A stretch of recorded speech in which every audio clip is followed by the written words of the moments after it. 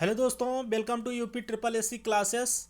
मित्रों, आज target CTET 2020 के लिए बहुत ही महत्वपूर्ण पर्यावरण अध्ययन से टॉप 30 मोस्ट इंपॉर्टेंट परीक्षा उपयोगी प्रश्न लेकर आया हूं, जो कि आपकी परीक्षा के लिए बहुत ही महत्वपूर्ण होने वाला है। तो चलिए दोस्तों, वीडियो पूरा लास्ट तक देखिए। अगर आप यूपी ट्रिपल एससी क्लासेस को अभी तक सब्सक्राइब नहीं किए हैं तो बिल्कुल सब्सक्राइब कर लीजिए। चलिए दोस्तों, स्टार्ट करते हैं। प्रश्न नंबर फर्स्ट है कि पारिस्थितिकी शब्द को परिभाषित करने वाले पर्यावरणविद हैं, कौन है इनमें से? इसका राइट आंसर क्या होगा? तो इसका राइट आंसर होगा आपका सी, अर्नस्ट हैकल। अर्नस्ट हैकल जो है ये पारिस्थितिकी शब्द को परिभाषित करने वाले हैं। चलिए प्रश्न नंबर टू है कि डार्विन का उद्विकास का सिद्धांत आधारित है, किस पर आधारित है? तो प्रश्न नंबर 2 का राइट आंसर होगा बी, उत्परिवर्तन पर आधारित है।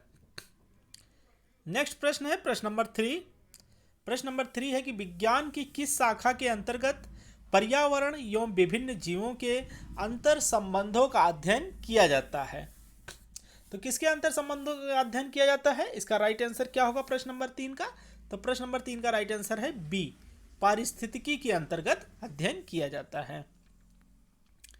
नेक्स्ट है प्रश्न नंबर 4 कि पारिस्थितिकी विज्ञान में जिसका अध्ययन होता है वह है, तो वह क्या है, किसका अध्ययन किया जाता है?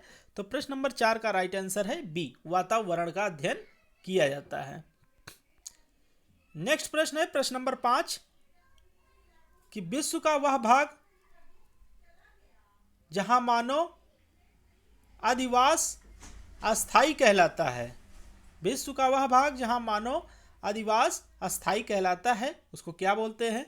तो प्रश्न नंबर 5 का राइट आंसर होगा मित्रों बी, एक्यूमेन। प्रश्न नंबर 6 है कि पर्यावरण प्रतिफल है, किसका प्रतिफल है? प्रश्न नंबर 6 का राइट आंसर क्या है? तो इसका राइट आंसर है डी, उपरोक्त सभी, मतलब जैव तत्व का, भौतिक तत्व का और अजैविक तत्व का। प्रश्न नंबर 7 है कि सर्वप्रथम पारिस्थितिक स्तूप की परिकल्पना प्रस्तुत की थी, किसने की थी? ऑप्शन है चार्ल्स एल्टन ने, ओडम ने, डार्विन ने, टांसले ने। तो प्रश्न नंबर 7 का राइट आंसर होगा मित्रों ए, मतलब चार्ल्स एल्टन ने। नेक्स्ट है प्रश्न नंबर 8 कि निम्न में से कौन सा एक पारिस्थितिकी संतुलन बनाए रखने में मदद नहीं करता है? तो कौन नहीं करता है मित्रों? तो प्रश्न नंबर 8 का राइट आंसर है ए, वनों को काटना। नेक्स्ट प्रश्न है प्रश्न नंबर 9 कि भारत में पारिस्थितिक असंतुलन का निम्नलिखित में से कौन सा एक प्रमुख कारक है? तो कौन सा प्रमुख कारक है मित्रों? प्रश्न नंबर 9 का राइट आंसर है ऑप्शन ए, वनोन्मूलन। वनों को ह्रास ही वनोन्मूलन कहलाता है, वनों को काटना। प्रश्न नंबर 10 बहुत ही महत्वपूर्ण है कि परितंत्र में ऊर्जा का पिरामिड होता है, किस तरीके का होता है? आप लोगों के सामने 4 ऑप्शन है, आप लोग खुद भी चेक कर सकते हैं। तो प्रश्न नंबर 10 का राइट आंसर है ऑप्शन नंबर बी, सीधा। नेक्स्ट प्रश्न है कि पारिस्थितिकी जैव जीवों तथा उनके पर्यावरण के मध्य का अंतर संबंध है, यह कथन किस भारतीय विद्वान का है? तो इसका राइट आंसर होगा ऑप्शन ए, पीडी शर्मा।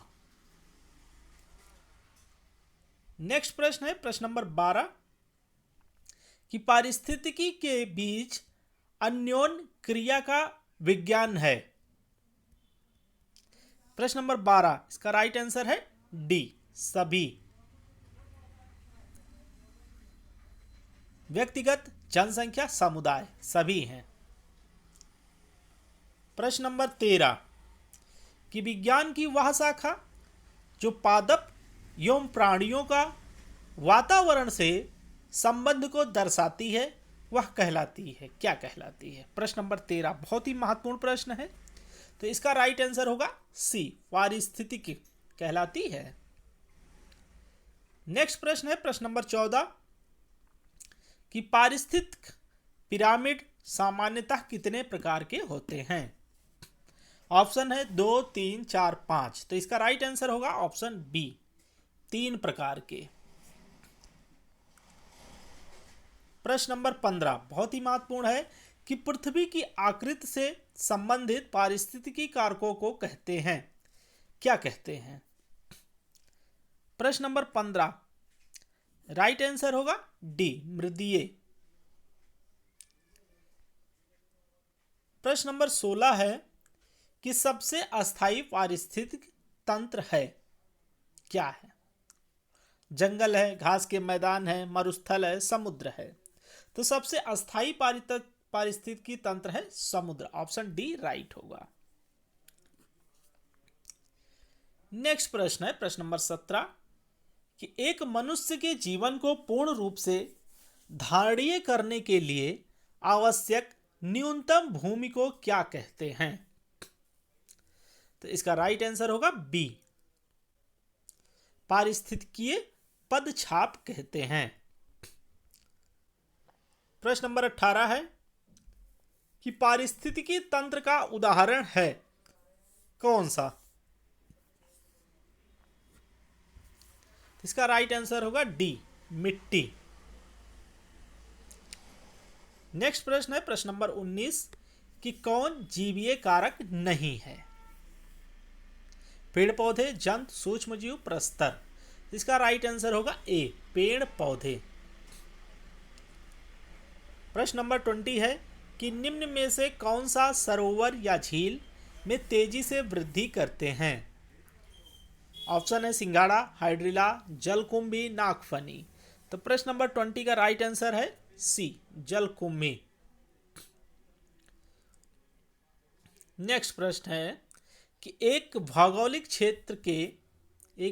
क्षेत्र में सभी पारिस्थितिकीय तंत्रों को एक साथ लेकर एक अधिक बड़ी यूनिट बनाते हैं, इनको कहते हैं, क्या कहते हैं? जैवमंडल, भूभाग, जियोम या वायुमंडल। तो इसका राइट आंसर होगा ऑप्शन ए, जैवमंडल कहते हैं। नेक्स्ट प्रश्न है कि प्रकाश के संश्लेषण के दौरान सुग्राही कारक के रूप में निम्न में से कौन सा काम करता है? पर्णहरित, जिसको क्लोरोफिल बोलते हैं, क्लोरीन, ऑक्सीजन, सभी। तो इसका राइट आंसर होगा ए, पर्णहरित।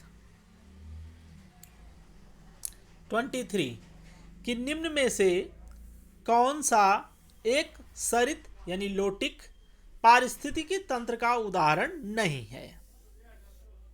तालाब, मुहाना, नदी या लैगून, जिसको समुद्र तल बोलते हैं। तो इसका राइट आंसर क्या होगा? तो इसका राइट आंसर है ऑप्शन ए, तालाब। नेक्स्ट प्रश्न है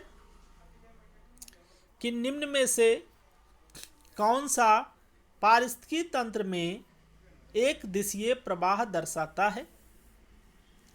प्रकाश, ऊर्जा, जल, जयो, मात्रा। तो इसका राइट आंसर होगा ऑप्शन बी, ऊर्जा। नेक्स्ट प्रश्न है कि पारिस्थितिकी तंत्र में उच्चतम पोषण स्तर प्राप्त है शाकाहारी को, मांसाहारी को, अपघटक को, सर्वाहारी को। तो 25 का राइट आंसर है ऑप्शन नंबर डी, सर्वाहारी को।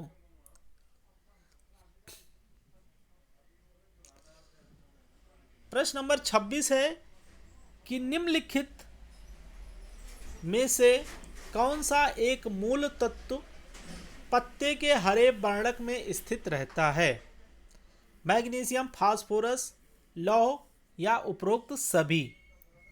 तो इसका राइट आंसर है ऑप्शन बी, फास्फोरस।